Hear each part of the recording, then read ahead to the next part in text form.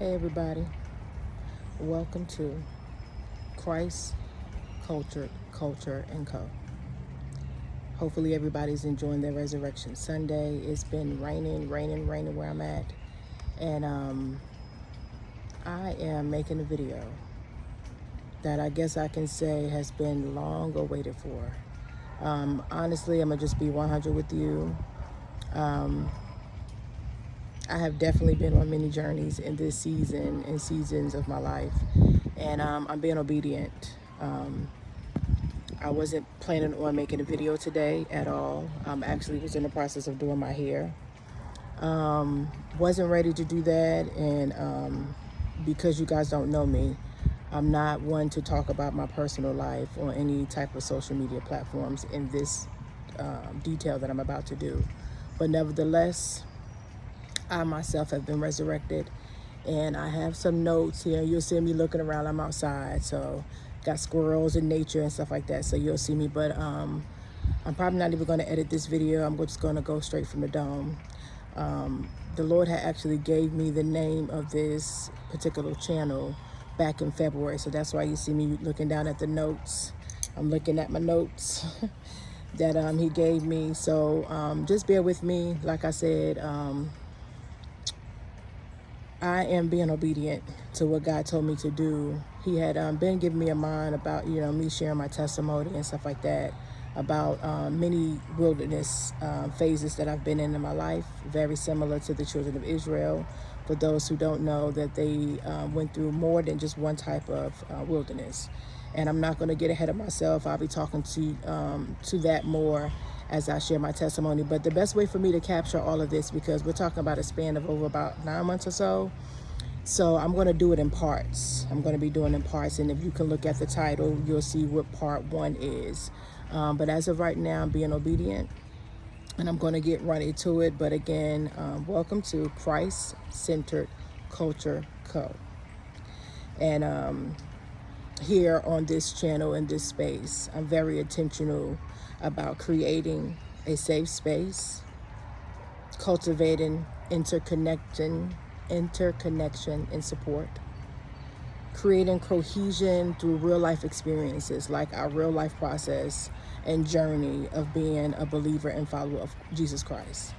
And like I said, what way, I guess, best to launch it today? And it's not even about launching. I don't even want to use that word, because it's not about launching. It's about me being obedient, really, and me coming, honestly, like I said, me coming out of a season. I'm not totally in my promise yet, Those who have been walking with God, walking in God, have been called back to God. I am definitely one of those.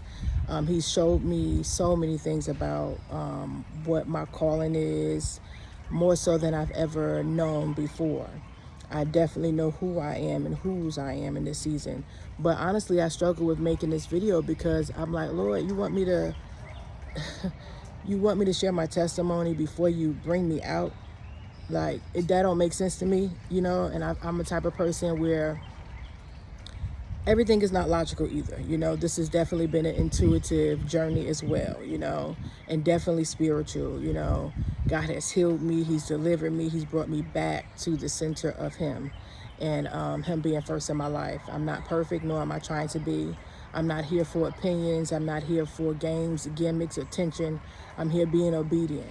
And I'm sharing my real life. I'm sharing my real life, So for those that may think I'm doing this for clout or for judgment, you don't know me. Truly, you don't. So I'm letting you know this is not a normal thing for me to do. So I ask that everybody do be respectful. And like I said, I'm very intentional about creating a safe space for grace, vulnerability, transparency to flow, creating, cultivating interconnection and support. Let me repeat that.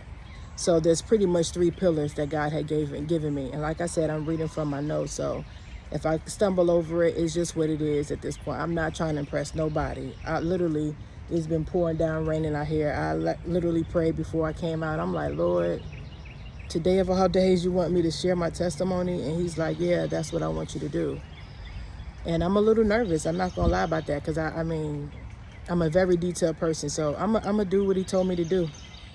I'm going to do what he told me to do, because even on last night, I was watching a video where a young lady, shout out to Alicia, I'm gonna try to link her information below too, but she's also in that season. And I've been watching, a lot of, different videos around this season throughout my wilderness process, throughout, God bringing me back to him, bringing me out of sin, bringing me out of bondage, bringing me out of being in a backslidden stage. So, that brings me encouragement. And I think that's what he wants me to do, to let people know too, like, you're not alone, and even though you may not be in your promise yet, we on the precipice of it. You hear me? I know that I feel that in my spirit, so it ain't about being perfected or perfect, and I guess that's what he's letting me know, because like I said, it's just, I like to be put together when I do stuff. I don't like to just do stuff any kind of way, but again, it's just another sentiment. It's not about me. This is not about me. It's about me being obedient. And I don't know who I'm going to touch, you know what I'm saying? But I know it's going to be more than one person. I know that, because this is real, raw, upfront process of God. How many know that he'll tell you your promise, but you will not get the MO on that process, baby? And when I tell you it's been a process, and I'm still in my process, I do feel like I'm closer to the promise, but I have not been yet delivered all the way out. You know what I'm saying? It's like my feet is in the Jordan, if you know what I mean. You know what I'm saying? My feet is in the Jordan. And, the Jericho walls have not been fell down, have fallen down yet. When God had unctioned Joshua to take the children of Israel, and this is in the book of Joshua, after Moses had died, he reached 120 years, and then Joshua was Moses' minister. And before Moses had died, he put his hand on Joshua and anointed him, and told him so many times. God told him, Moses told him, be of good courage, be strong and be of good courage, and they said that almost 3 times, different ways, but pretty much letting them know, like, the work is great, but I feel like I'm in that space, in the river of Jordan, being led there, and if anybody has done any type of studying, this symbolism, that's what I'm trying to say, not symbolic. It is symbolic to my life, but the symbolism of going into an overflow water, and the Jordan was known for, flooding and being over flooded and stuff like that. And the Lords of Lords, the Kings of Kings, and many people have many names for God, but I'm talking about God of gods, the Father, Jesus Christ. How he was that same God that brought him out of the house of bondage in Egypt and dried up the Red Sea. He also dried up Jordan for them to go over, before they got to the, walking around the city one time a day for 6 days. And then on the 7th day, they walked 7 times around silent until Joshua gave the command and the word to speak. So I have been unctioned to, like I said, share my testimony. But like I said, I'm also creating cohesion on this channel through sharing life as a real follower of Christ via the Word of God, biblical revelations, and through personal experience. So I wrote some notes just to kind of like, keep myself from rambling. But I don't have a script. Like I said, I just wrote down some general notes. And I'm going to kind of go with that. So I don't know how many sets or takes this is going to take, but right now I know I'm going to start in part 1.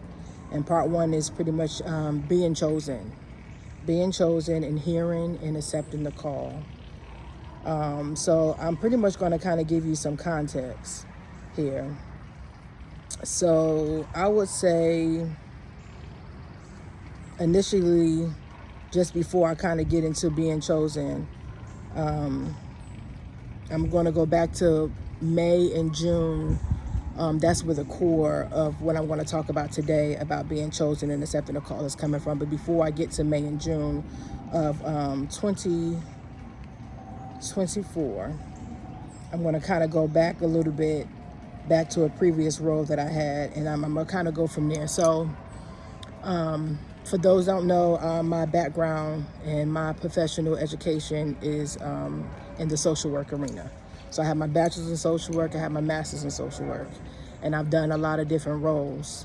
I'm also currently a widow as well for over about a year or so now. And like I said, there's just so much to unpack. And I'm like, Lord, how do you, like, how do you want me to do this? How do you want me to do this? There's so much to unpack. I've been going through so much stuff since like 2023. So I guess I'll just start there. Around July of 2023, I'm gonna start at the end of that. July 2023, I was working in Iredell County, so in North Carolina, and I was doing commuting about 2 ways round trip, 1 hour going and 1 hour coming back. And I was in a mental health counselor role at that moment. And just anybody that knows, like back in 2020, like things were so different. The world was different. And I guess I can close this. I'm gonna just refer back to this from time to time. But like I said, I don't have no script, so it's no script. But back in 2020, everything was booming within the mental health field. And I mean, it's always been booming, but definitely for me, I graduated in 2019 with my master's. So 2020, I was straight into mental health because I was doing it part-time for a little bit because I was working at a nonprofit organization. And that organization, once I got there, was not giving out clinical hours like they previously did. So I was on the clinical track and I needed to make sure that I started getting my hours, hence all the requirements of the North Carolina License Board and Certifications Licensing Board. So I was on my clinical licensure track. So I was working part-time as a clinician at an actual organization doing intensive in-home. So that's just to kind of give you some clarity. I'm not trying to give too many details, but I'm letting you know I'm taking you somewhere. So back in 2020, I was booming. I was doing a lot of remote work. I was working for numerous organizations, companies. Sometimes I have 4 jobs at one time. Your girl was getting it. What? I've always been a go-getter, you know what I'm saying? And I enjoyed the work, that I've done and do. So just to kind of give you a little context then. So 2023, I had landed a role in Iredell County, and I was in a space where I was coming out of one of my jobs was phasing out. I was working as a family centered treatment FCT clinician, and I was working out of the Raleigh office, and that role was phasing out. So I knew that I had to find something else to take its place. But again, like I said, I'm the type of person, and granted, I've always have not made the best decisions, career-wise, but for the most part, I try to be very intentional. I'm not trying to leave one without having something else. So I actually kept that role, and allow it to phase out. And then I ended up getting a mental health counselor role in Iredell County, working at an alternative high school for youth that was really, high risk youth. So I was doing that role, and that was more of a brick and mortar. So that was getting me out of just that remote. But I was working remote prior to 2020 anyway at the nonprofit that I was working in the housing, realm. So long story short, as that role was phasing out, I reached out and applied and got the position for the mental health counselor role in Iredell County. So again, I wasn't really amped to really do all that commuting, but I was in a more open space. I said, look, I got to do what I got to do. This clinical role that I was working remote is phasing out. They was going back to brick and mortar because, as you know, and maybe you don't know, a lot of the counties in North Carolina, I can speak to that anyway, were underneath a particular waiver around 2020 where a lot of the community-based services and programs that they rendered within the household in the community, they were underneath the waiver due to COVID, 19, that we can render clinical services through remote devices, remote, not gonna say devices, but, remote measures. So that means, and that look like, having your therapist on a remote platform and you just having it, online. So that wasn't the traditional or onset of the actual program, how it was developed. But again, it was on a waiver. So just to give you some context, that waiver was closing out around 2023, and some companies were pushing it out. One of my companies was extending it longer than what it actually was supposed to be extended. But I was talking, and during that time I was applying and looking, and I already had kind of saw some things were coming down the pipeline, and I wanted to prepare myself so that I wouldn't be without a job. So that's how I landed the alternative high school mental health role, which was like / school social worker as well. So I was there in that role. They needed someone really, really quick. So I interviewed, did an amazing job with the interview. They hired me right on the spot. I started that in March. And then at the end of the year, they were pretty much going to, take for summer break. The day before the last day of school, my husband who at the time we were actually separated. We were married 13 years totally, but back in 2020, we had we were living in, two different households. We had been separated for like 3 years or so. We had tried, try to work on the marriage and stuff like that, because love was never a question. It was just other things there. I'm not gonna go into all those details. And if the Lord lead me to do that, I'll do that too. I'm an open book at this point. I don't have anything to hide. I'm not trying to press you or anyone else. I'm just sharing my testimony and my story as God has told me to do. And like I said, you can check, this is not my first time, having a platform online, but this is my first time I've ever talked about my personal life. And this is something I do not do. I've even endured that whole duration with my husband passing, and not a lot of people even knew that I was dealing with that. My employees, my employers, my family, and some of my friends. So I'm very private when it comes to certain matters. So I'm letting you know. Don't come in my comments with no, God gonna deal with you, because I'm letting you know that, okay? Don't come on here thinking you know me and placing judgment. So like I said, I want to be very real. I'm a real person. If you don't have empathy, if you don't have compassion, keep it moving. This ain't for you, okay? This ain't for you. But like I was saying, the last day of school, I get a call because, like I said, during COVID, around that time, I was working remote, so I didn't have to really worry about, getting, COVID and stuff like that. I was just very careful what I was doing. I wasn't vaccinated or anything like that, but I didn't have to necessarily be, because I wasn't around people like that. But once I got out, and started working within the school system, I ended up getting COVID in 2023 for the first time. So it was 3 years posted, So by that time, new medications and vaccines had been matriculated to the population, so that we can, find different ways to kind of like, quarantine and all that stuff. So I'm saying that to say, I was around my husband. Like I said, we were separated, meaning that he was in a different city, he was in a different county, and a different residence than I was. We lived in two different cities, same state, but two different cities, two different counties, and it wasn't that far apart from each other, but we was in two different households by that time. Like I said, we were trying to, work on it and stuff like that. And one day we had met up, I had made dinner and stuff like that, and I had brought him some. And we were in close proximity. We were in the car, we was at the park and stuff like that, like having our own little, time together. And from that, I previously had COVID, and then he had told me he had felt, like not like himself. And I was just thinking, okay, well, I had COVID, and it was like months ago before, prior to, and then I was like, okay, maybe I gave him COVID or something like that. Maybe I still had the antibodies or something like that in me, and I didn't really know. But based upon the symptoms that he was making me aware of, it sounded like he had COVID. So long story short, I just told him, hey, I think you should go to the hospital, you know what I'm saying, because it sounds like it may be more than that. I don't know, but maybe, you could just, get yourself checked out. Now, my husband's the type, he handled business in regards to making sure his annuals and stuff like that. He's always been up on that, but he's not one to just to go to the hospital just to go to the hospital. He was not that dude.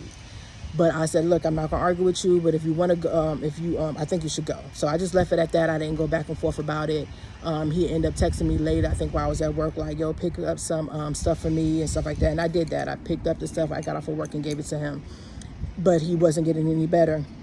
And then I got a phone call later that he actually ended up going to the hospital. So mind you, now, not only did we not stay in the same place, I was working in 2 hours away. You know what I'm saying? So it wasn't like I was near him and stuff like that. So the next thing I know, I get a phone call. And have you ever received a phone call or something from somebody and you can tell, like on the other end, like there's something like majorly going on? So I was assessing the tone of her voice, and I'm like, lady, go ahead and get to what you, I'm not saying that, but I'm thinking that, I'm feeling that, like, get to what you got to say, right? And granted, I'm not thinking nothing crazy, but I was just like, why? I could just feel it in my gut. Mind you, we had one more day before our close, because everybody was cleaning out their offices, preparing for summer break, because this particular role, not all school social work roles are out for the summer, but this particular program did. So I was preparing for summer and stuff like that. So cleaning out my office and all of that stuff, and just going through all the regular things that people within the education field do. So I step outside, And because I heard the urgency, and like I said, you got people coming in and out. You got teachers and counselors and, other people kind of, back and forth. So it's a lot of noise, people taking stuff in and out the school. So I go outside in front of the school, and she's like, yeah, he's unconscious. I'm like, what? She's like, yeah, he's unconscious. And I mean, she was like almost like life threatening. And I'm like, okay, hold up. So my heart just literally just dropped in my stomach. And I'm like, what do you mean he's unconscious? He literally just texted me. I'm looking at the text but he's like, well, baby, I'm at the hospital. You know what I'm saying? And I'm thinking, because I had tried to check on him throughout the day, and I told him pretty much I'll be up there and stuff like that. And I think, because you're in the hospital, you're not always going to have signal and stuff like that. So I didn't think nothing major that he wasn't responding back to me, because I just chopped it up to he's in the hospital. He can't really, talk like that. And the service may not be the best. So it was like his first day. He just got there. He just got there. So I'm like, in my mind, how does a person walk in a hospital and then as soon as they get there, they become unconscious? I'm like, make that make sense. I just couldn't process it. So by this time, I'm in like crisis mode a little bit. I'm in shock. You know what I'm saying? And then the way she talked about it, it was almost like, and we don't know if he's going to live. And I'm like, what? Not only did I just talk to him, not only did he text me and let me know he was there, but now I'm getting a phone call with the tone that it doesn't sound good, nor did it feel good. So by this time I'm crying. And I'm bawling. I'm like, oh my God, what in the world are you talking about? So mind you, I got a whole hour to get back, to get back, to find out what's going on with him and stuff like that. And long story short, he was end up in ICU in a coma. Imagine being in a marriage, regardless, issues or not, there's no perfect relationship. And it will never be. We two humans, two imperfect people trying to find a way to work it out. Like I said, love was never an issue for us. We had other things that we were working towards and on. And going from 13 years of being married, hearing somebody's voice every day, working through issues or not, and then you hear nothing. You don't know how to help. You don't know what's wrong. You don't know what. And he was in an induced coma. Organs shut down. He was septic. And his stomach was so enlarged, he couldn't even pass bowels. His stomach was so huge. Had tubes all which way. Eyes open on all types of meds. I mean, nothing. Just out. And almost like in a comatose state. You know what I'm saying? And to see that like that, nothing can have prepared me for that. So just to give you some of the background in 2023, right? So I was dealing with all of that. And in the summer, I already knew, like, I'm not going to be able to come back to this role. It's no way I'm going to be able to come back to this role. And now, even though I was open to commute to come back here, I was on the latter end of the program. I started that job in March. Here it is, in North Carolina, they finished school in mid-June. And I was like, there's no way, you know what I'm saying? Because he was in a hospital, like I said, the day before the end of the school. So that was like the 14th, you know what I'm saying? Like the day of school, I think it was 11th or 12th or something like that. And Iredell County was a little bit different from the county that I was staying in, you know what I'm saying? So I was just devastated. So I'm thinking, like, what can I do? What in the world am I going to do? So from there, I worked different roles. So I left that job and I resigned and just let them know, like, hey, I got a personal matter going on. And pretty much, I was switching roles. I was going to be a caretaker, because I didn't know what to expect. You know what I'm saying? I just knew my husband was non-responsive now in ICU, not being able to talk, can't walk, can't move.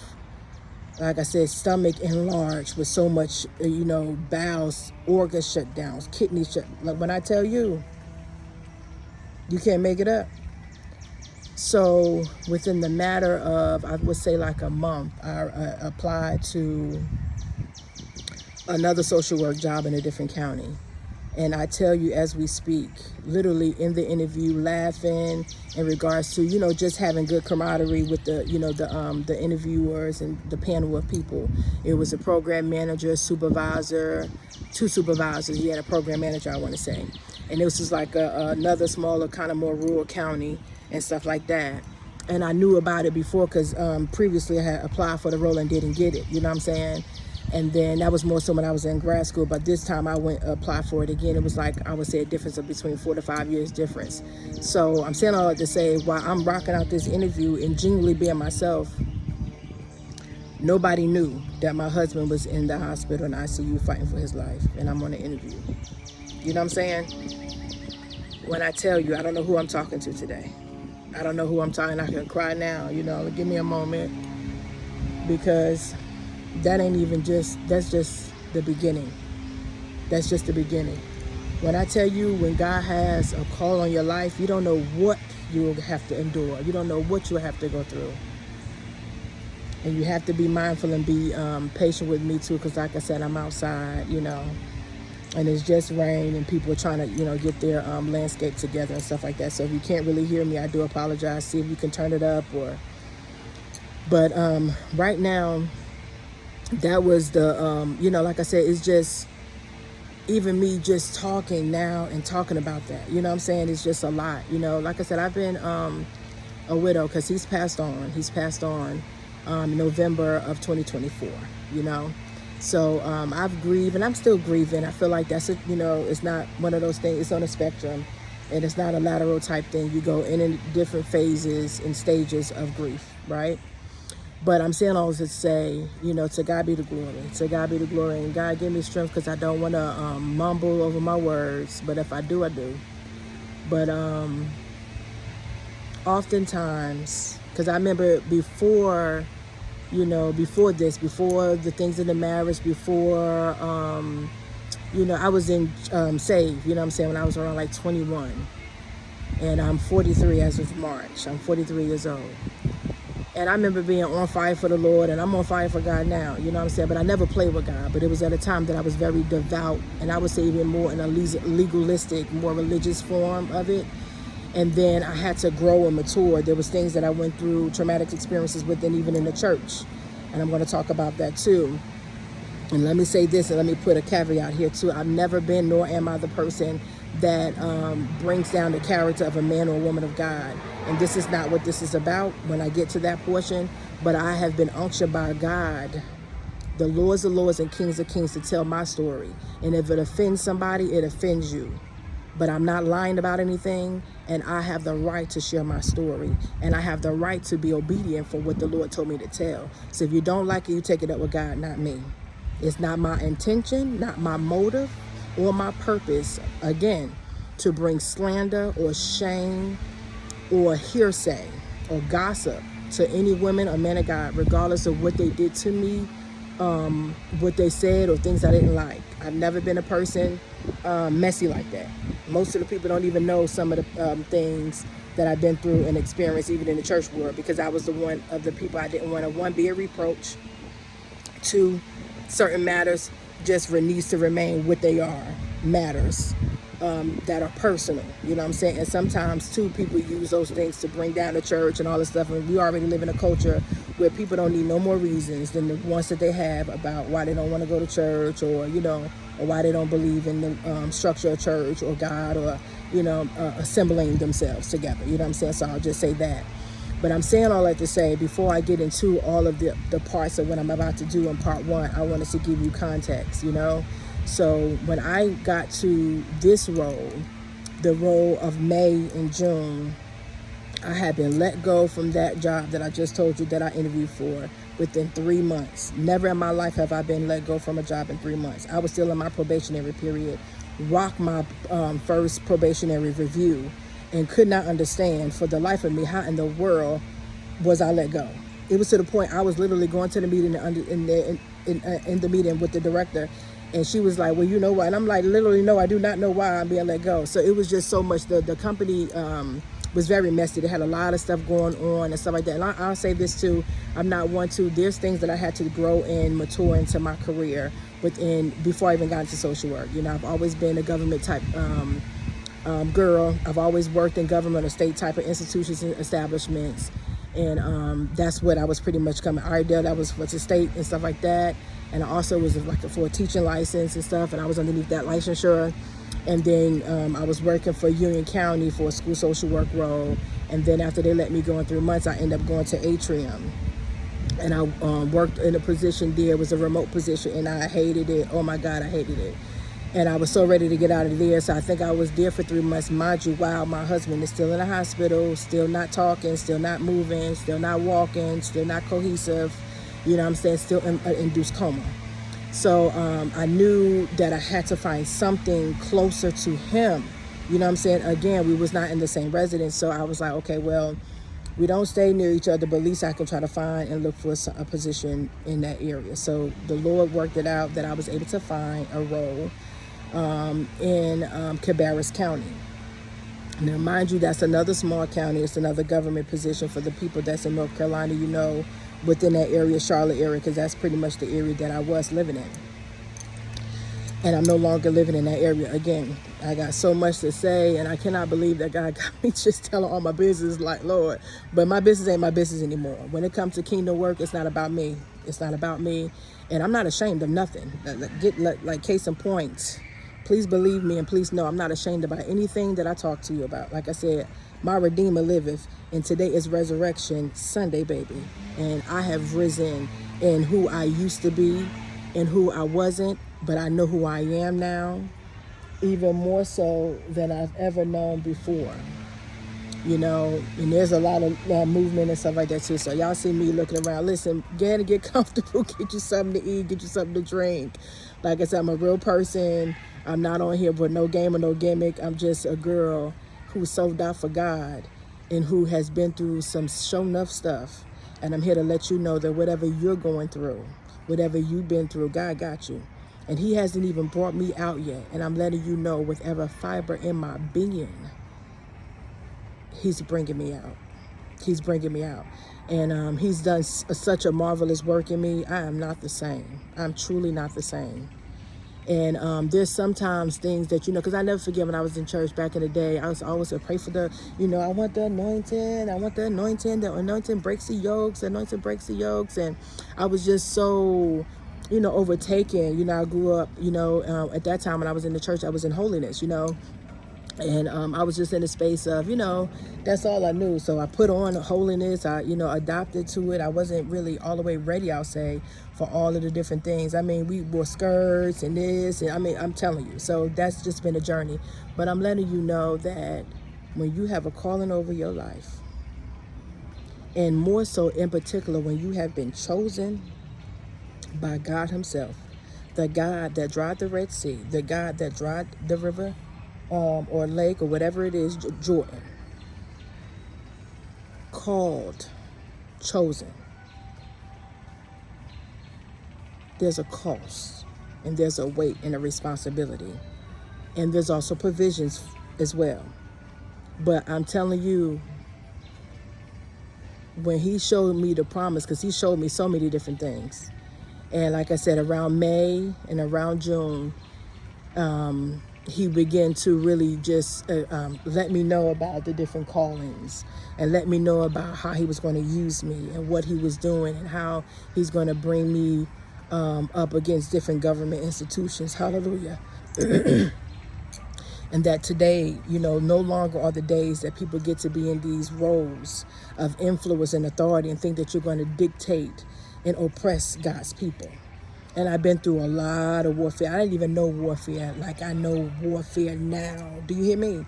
It was just a word to me before. I'm telling you. I don't care what you say. You can hear certain words. You can hear things, and it's more in a conceptualized manner. You hear the word, you have a thought to it, but you don't have the real experience of that thing. You know what I'm saying? And I know warfare now like I've never known it before. And this has been one of the most darkest seasons of my life. Not even talking about 2023. I'm talking about 2025. 2025 has been one of the darkest seasons of my life. But how many know that there's light in darkness? And that healing and growth still happens, baby. And a lot of times the things that you go through, you think you're being buried and killed and brought to death. That sometimes that death that you feel like you're doing is necessary because he's planting you. And you got to go in the dirt, baby. You got to go in the dark for you to come out. For you to come out. And it takes light. And he lets me know that light is still supersedes darkness, but he will meet you in your dark place. You ain't too dark for God to meet you. I'm a living, do you see my hands up to God? I'm a living witness. A living witness. You are not too dark. You ain't too nasty. You ain't too raw. You ain't too wild. You ain't too hood. You ain't too ghetto. I don't care what nobody said or labeled you. You are not too much for God. Please know that. Okay? Please know that. It ain't no need for us to be cute and pretty. I mean, I am, cute and pretty, but I'm just saying seriously, there is nothing that you can do that will stop God from using you and loving you. Okay? Especially once he gets you to the space where you're cleaned up. You know what I'm saying? So I'm going to say all this and wrap this part 1 up. So let me just kind of look back at it. And this is going to be long. It's already 35 minutes. And like I said, to God be the glory. I'm being obedient. I just want to make sure that I touch on what I'm supposed to touch on in part 1, being chosen and hearing from God. So now that I've given you all of the backstory of what I was already dealing with. So in May and June of 2025, I was working in CPS role, and I almost didn't even take the role. Like I said, when my husband was in the hospital and I got the role, I was like, thank God I'm in the same county. Literally, the hospital that he was in was down the street from the place.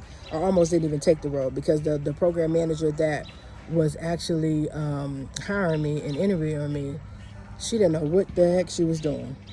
And she was doing that role and then doing HR onboarding stuff, and didn't have the capacity of just basic stuff. And I'm not being rude, I'm being real.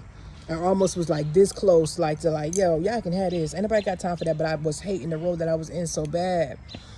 And God had to put you in a tight, you know what I'm saying, to make you surrender. And I'm like, oh man, I'm so tired of the role that I was in at Atrium, because it was almost like a call center type thing.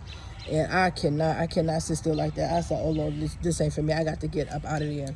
So I ended up taking it, and I worked it, you know what I'm saying? But while I'm in training, I was doing an 8-week training. My husband at that time, his health started to progress, and he finally was able to get out of ICU. So he was way more stabilized during that time. So I was in like an 8 weeks training, and that's another thing too. People talk about you and tease you for different things and stuff like that, or say a little slick stuff, low key be jealous and hating, but don't even know the weight and what you're dealing with and how you go through certain things. While I was in my 8-week training, in government training for my Cabarrus County CPS in-home role, my husband was still in the hospital, still fighting for his life. He was out of the ICU, but he was still fighting for his life. And ultimately, he fought as much as he could, but he ended up passing at that same hospital. But see, that's what I'm saying. People don't know the oil. And sometimes I'm telling you, being chosen, you don't even know the oil that's on your life sometimes. It takes these different, and when I talk about the parts, and it's almost like my life has been a movie this last year. I'm like, Lord, is this my life? Goodness gracious, I don't recognize it, So I talked about the 8-week training, and like I said, doing interviews and all that stuff, for different positions, because I was coming out of a role back in 2020 and being in that role for like 3 years, and around 2023 was phasing out, and that's how I took the first social work job, the mental health role in Ardell County at the alternative high school. Then I went to Union County as a school social worker. They let me go within 3 months on some bull.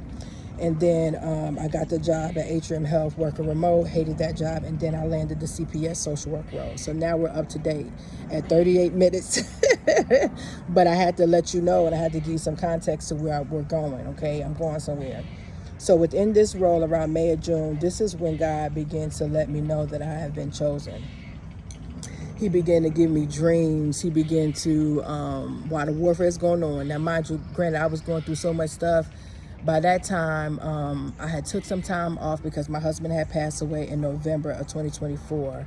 And then I came back to work, and granted, the role that I was in is a CPS social worker in the in-home. So you're dealing with families that are already in vulnerable states and conditions, and half of the time they don't want to see you coming. You know what I'm saying, to their house. They don't care what the reason is. So you're already dealing with people that are resistant and don't want to comply. And they have their rights for that too. You know what I'm saying? They have their rights for that too. But I was always the type of person, I was a straight shooter. I'm not here to, like I said, I like to align power. I don't like to show, just throw power. You know what I'm saying? Especially when you're coming to people's homes where you're dealing with substance use, you're dealing with mental illness, you're dealing with poverty, you're dealing with chronic homelessness, you're dealing with low to no insurance. I mean, all of the things. If you know anything about social work practices and procedures, you know that population is not easy to work with. So you're dealing with people in crisis, but me also being in crisis myself, but didn't look like what I've been through or was going through. You know what I'm saying? So dealing with all of that, I began to have to deal with all the warfare. And give me a moment because I'm looking at my notes. I want to make sure I get this to wrap up part one. So I began to deal with warfare at the workplace. I got to a place where my supervisor, you know, and like I said, when I got to the job, like I said, this was just a very, I've worked in mental, just with me just talking, I list about 3 or 4 roles, right?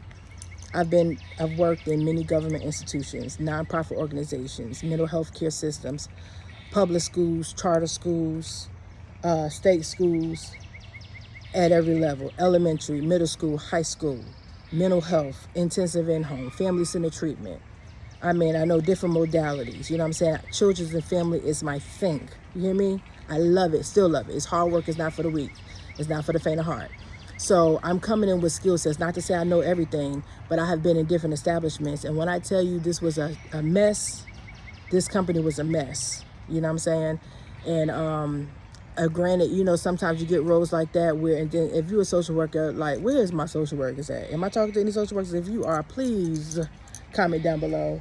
You already know that, you know, we deal with numerous levels of care. You got the micro, meso, and macro, you know, direct services, family work, group work, and then you got the macro, you're doing more policy type work, right? So I've come in with a different understanding of how organizations and government entities run. And I just automatically knew, like, what is going on in this county? You know what I'm saying? And every county has their own practices, procedures of how they do their things, how they render out their services and their programs. But that wasn't my thing. You adapt and adjust to that. But it was just the lack of professionalism, the lack of knowledge. You had people in this county that were not even credentialed to be social workers. They were in, because certain smaller counties, certain other counties, they give you the title of social worker, but you don't have the credentials of it. And there's nothing wrong with that, in the sense of they give you the training to do the role to be a CPS social worker. So you get the government training and all of that to know how to work the program, whether it's investigations and assessment, whether it's in-home or foster care. But I can speak to an investigation and assessment in the in-home here, because they had us doing like dual roles, really tri roles, depending on the duration of your case. So it was a mess on wheels, you hear me? On steaming hot wheels, you hear me? From the top to the bottom. And the whole organization was going over a restructuring overhaul, where they brought in new leadership. They even brought in and consulted with different consultant agencies to see what in the world that they can get out of, to extract some wisdom and some type of restructuring, because it was a mess, you know. And of course I didn't know all of that coming into. I just saw the initial issues when dealing with the program manager that hired me, because I'm like, typically HR staff handles this, the consultants handle that. You don't even deal with the program manager. So the person that interviewed me was the program manager, and she was doing all of my background work and my references. So I already knew that was a red flag for me, because I'm like, this is a government institution. What in the world? Why is she even asking? You know what I'm saying? So it was, like I said, when I tell you it was a mess, it was a mess. So nevertheless, it wasn't something that I was focus on, but I will watch, you know what I'm saying? Because I'm like, you're not allowed to navigate, you know, through some toxic and hostile work environments, you know what I'm saying? In all of the 100 counties in North Carolina, I used to work for the biggest county in that county, which was Mecklenburg County, you know? So I've worked in as a food and nutrition case manager, did food and nutrition, human specialist 1, human specialist 2, and also dibble dabble in Medicaid, you know? So like I said, I came with a lot of knowledge, you know, and I've worked in Mecklenburg County. I did that for 9 years, you know what I'm saying, before I even got my BSW. You know, so here it is, I'm there at this agency, and I'm like, I don't know what's going on. But again, I was focused because I have a husband that's in a hospital, and I need this role in order to be able to better keep a handle on his, managed care, his his health care, process. So I would literally go to work and then get off and go to the hospital, you know. So things had begun to matriculate, and I was just like, Lord, I don't know what's going on around here. But nevertheless, I was working the jobs, doing the cases, doing what I need to do. And the training, you know what I'm saying, I had 8 weeks training, which was pretty much off-site. And like I said, my husband was in the hospital at that time. And then I had additional training that was in-house, you know what I'm saying? So the in-house, they had a training department that was pretty much, they was trying to build up from the ground. A lot of stuff was willy-nilly to me. I think some stuff had been, put in place, but it was very unorganized there. And the main thing is because and I was getting back to that point about people having roles for social work roles, but not having the credentials. Like I said, it's nothing wrong. Everybody don't have to be a social worker to do social work, right? You understand that. But it becomes a problem when you don't have social work core competencies, practices, procedures, systems, and you don't even know the basics of the importance of human relationships. You don't even have the basics of understanding how, you don't go and force people. People have the right to take part in their change plan process. This is basic BSW 101, baby. What? And it was one of those things where I'm just like, what in the world is going on? And they put me in certain situations, and it causes, due to their negligence, will put me in a liability. And I'm coming in, I had a licensure, you know what I'm saying? So I'm like, baby, I didn't work too hard for my BSW, MSW, and my LCSWA. And you're not about to, put me in a position to revoke that. I worked my tail off, working nights, days, full-time, going to school, full-time working. You're not about to put me in a situation where I'm going to lose all of that. So my supervisor, she had her master's. I think she had it in counseling or education. I don't know. So you had people had different credentials. But I knew me. I don't have a problem with, going on board with people from different, licensures or different backgrounds. And they wasn't clinically licensed. None of them. They didn't have to be. That role didn't call for that. That was the experiences that I brought in. I didn't get hired because of my licensure. I got hired because of my previous other government agents, government experience, right? So I wasn't hung up on everybody not being a social worker. I'm cool on that. And I know that's per the county. They have different guidelines that you can be a social worker to do CPS work, right? Child welfare. It wasn't that. It was that they was asking and doing things that was unethical. To the point so, and like I said, I think I'm not going to jump ahead of myself because I'm going to put in here. Let me look at this one more time.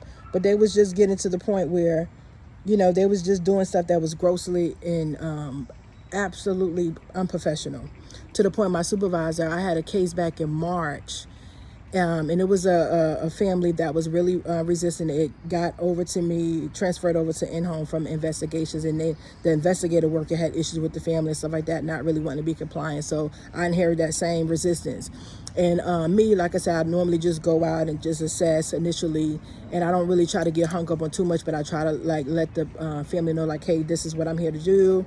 This is my job. I want to know what I can do to partner with you, because my program wanted work with families to keep them in the home, hence in-home services, and we did what we can do and give them wraparound services for whatever support that they needed, whether it be mental health or drug treatment or parenting classes, all of those things. My welfare people, you know exactly what I'm talking about. So I guess it's nothing else I can refer back to, because my iPad has went out. But long story short, like I said, they had got to a place where she went and pulled up, just trying to pull up dirt on me. It was a case back in March, like I said, that the family was resistant. They didn't really want to comply with in-home services, but they didn't want to be penalized either. But they was just giving me a hard time, and it was to the point that I let my supervisor know. I made her aware of it. It wasn't no secret. I just let her know I don't think it's a good fit, and I think they requested for another social worker, and I just was like, I agree with them, because as of right now, it's just really hard for me to even get my job done. And a big portion of it is because my supervisor was letting them know, oh, she's a new social worker, da, da, da, da. And I'm like, baby, I'm new to this role, new social worker, but I'm not a new social worker. I've been social working for a minute, you know what I'm saying? So it was things like that, not even having enough competence to know that that's not always ideal for you to tell clients that if they inquire about certain things, that's fine. But you don't know how much more that will make it hard for me, because they question everything I did. So when the people here new and you're already resistant, they're going to find a way to make you seem like you're incompetent. And like I told them, yeah, I'm new to this role. I am, but I'm not new to social work practice and procedures, baby.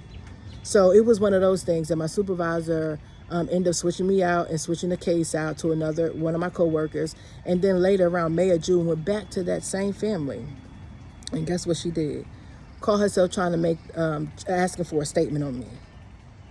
And because of who I am, and when I say who I am, meaning that I'm ethical, and I, even with my difficult cases, I social work from my heart, and from a standpoint of I love dealing with people. I'm empathetic, and I'm good at what I do.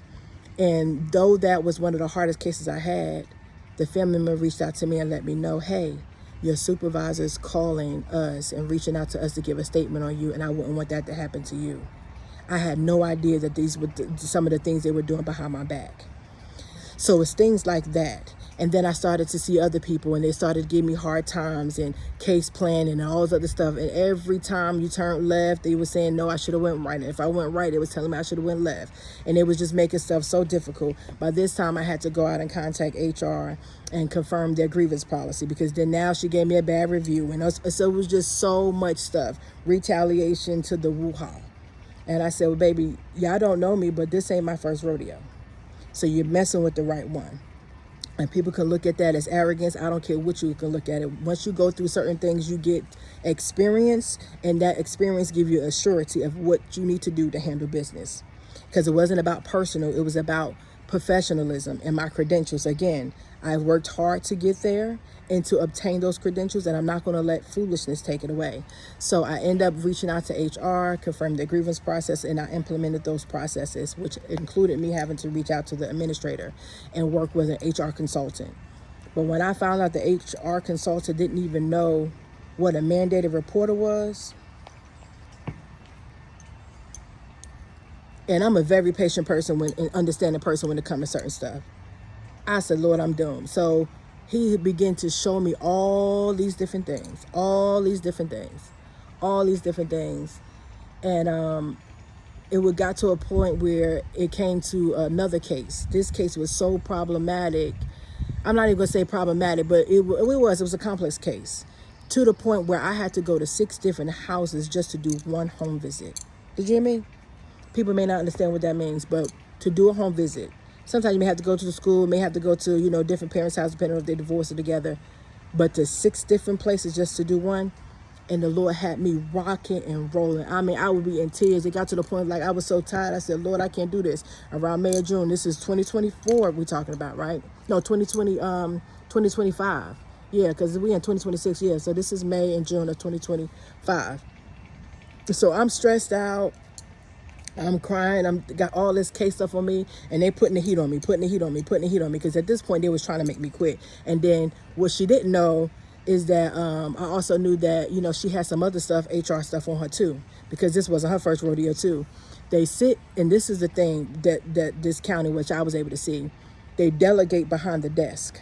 So they were outdated on their experiences, education, and expertise. They lack social work practices, competencies, the basics, fundamentals of understanding the populations that you're working with, and how poverty and how, don't get me on environmental theories and frameworks and all that stuff. We ain't even going that deep. The program manager had her bachelor's degree in BSW. She did have that.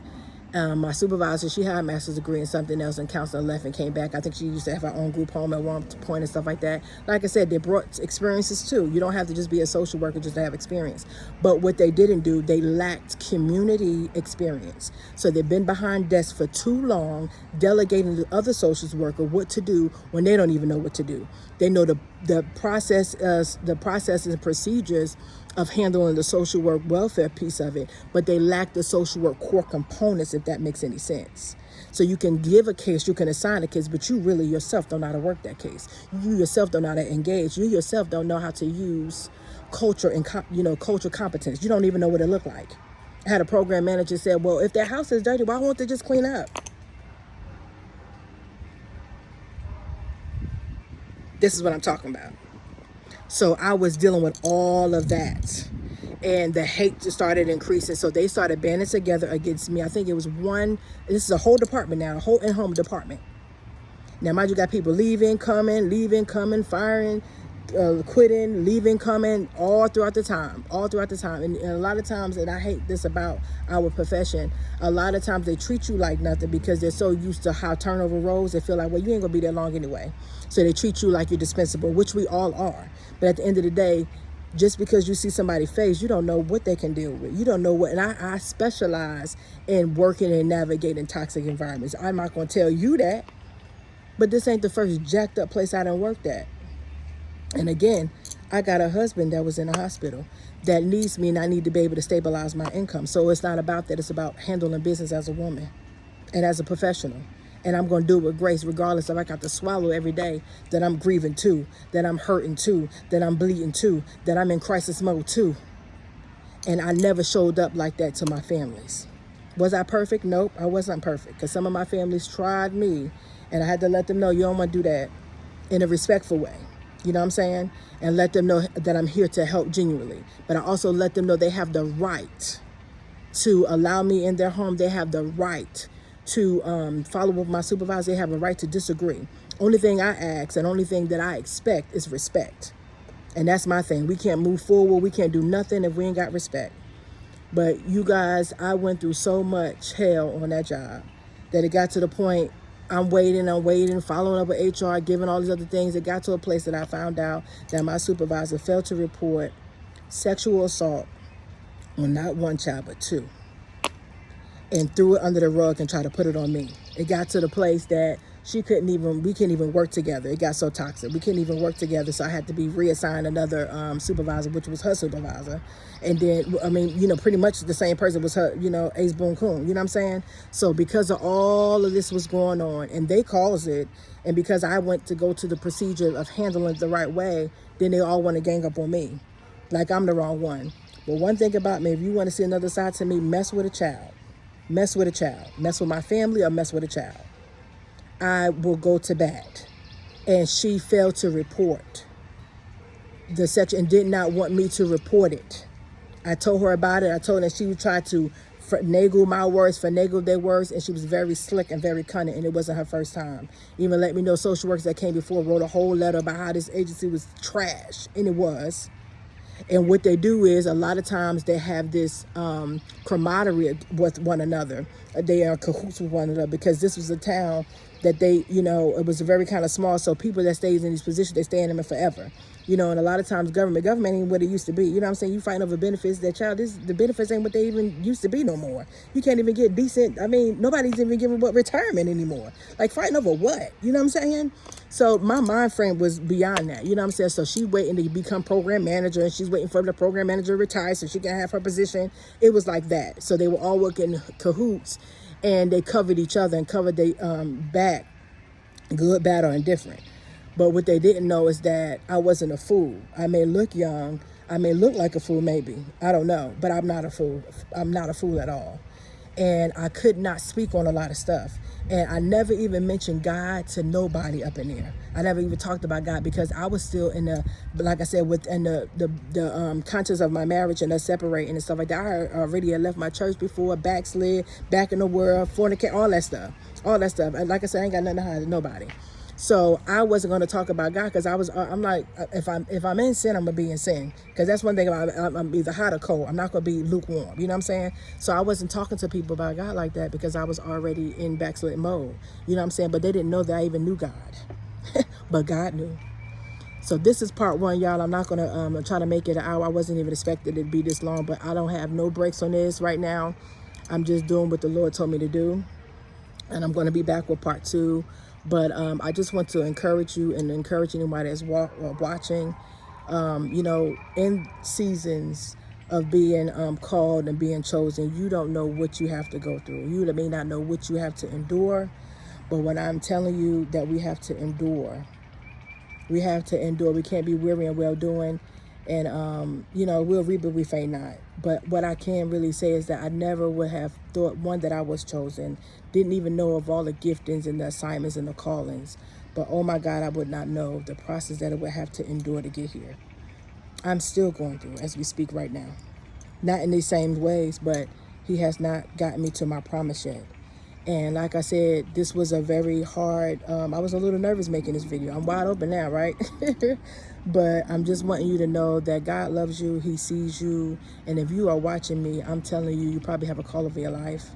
And God is knocking on the tables of your heart and telling you to let me in. He knows you. He knows the hairs of your head. He knows the doubt. He knows the hurt. He knows the suffering. He knows when the people that were supposed to be in your life to help and support you, family, friends, he knows that you've been abandoned, forsaken, forgot about, thrown away, cast away, talked about, dragged out, dragged down. He calling you back to him. So if I got to be obedient, you got to be obedient too. Well, my name is Melanie. I'm daughter of the I Am. Welcome to the channel, and more to come as the Lord see fit.